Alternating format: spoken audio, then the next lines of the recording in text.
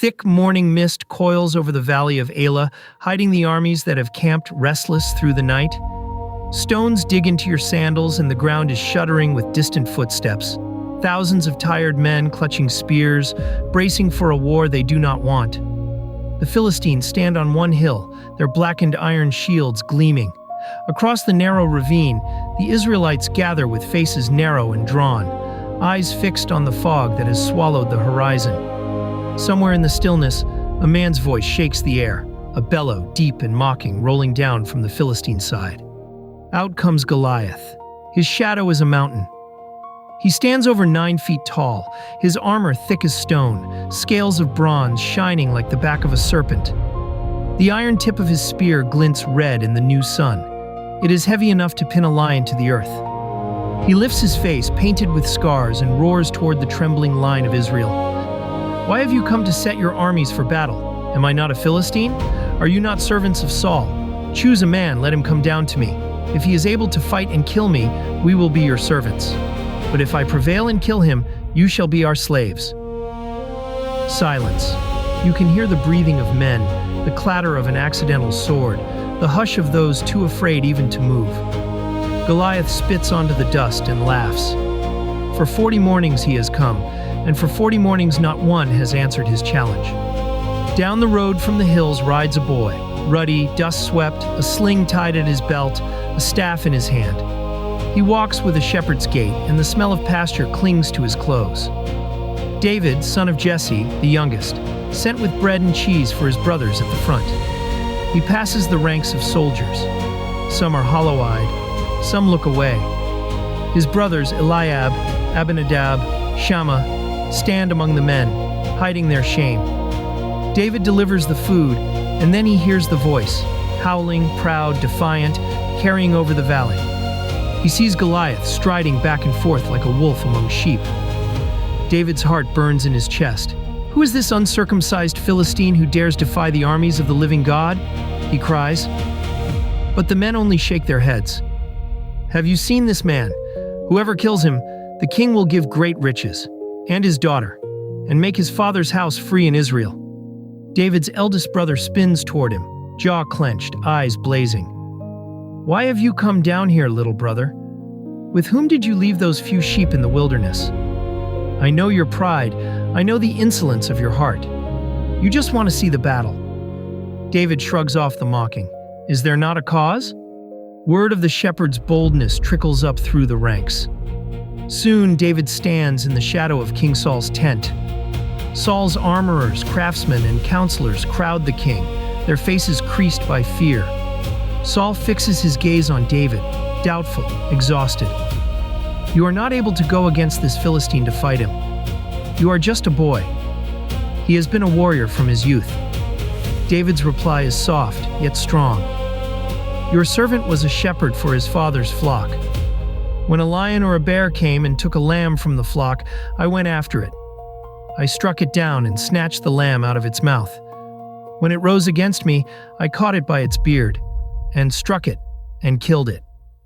The Lord who delivered me from the paw of the lion and from the claw of the bear, he will deliver me from the hand of this Philistine."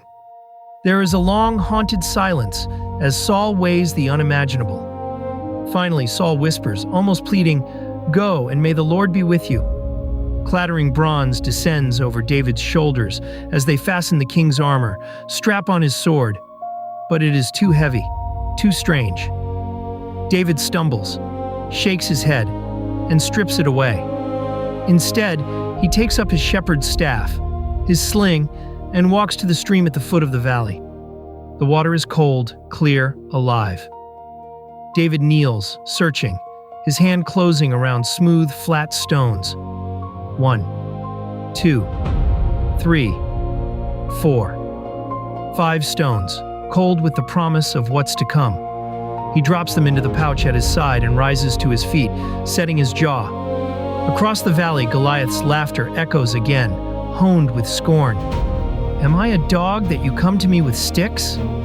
His shield-bearer steps aside, trembling.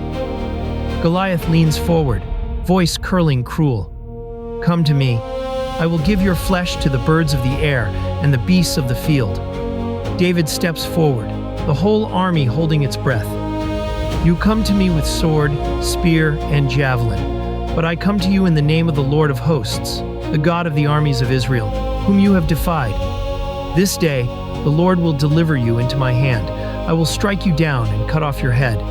And all this assembly shall know that the Lord saves not with sword and spear, for the battle is the Lord's, and he will give you into our hand."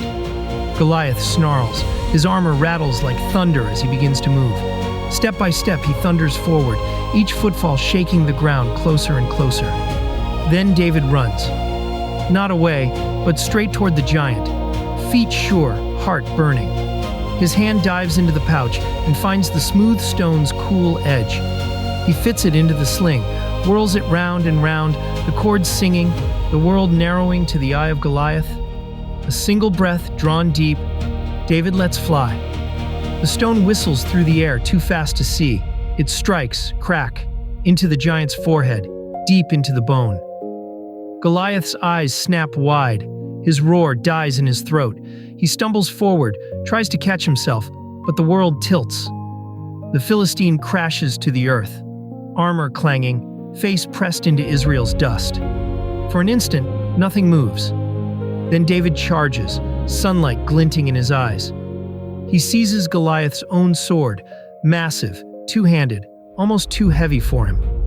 But with every ounce of strength and every cry of his ancestors, he raises it and brings it down upon Goliath. The head of the giant comes away. The earth is silent. David lifts the severed head high. The battlefield explodes.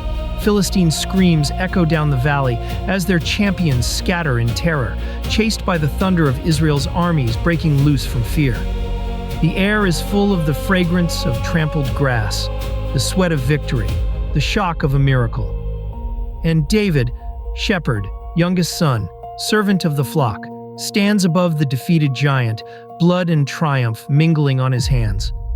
His people watch in awe, the valley filled with shouts of praise and the singing of God's name, because the Lord does not save by sword or spear.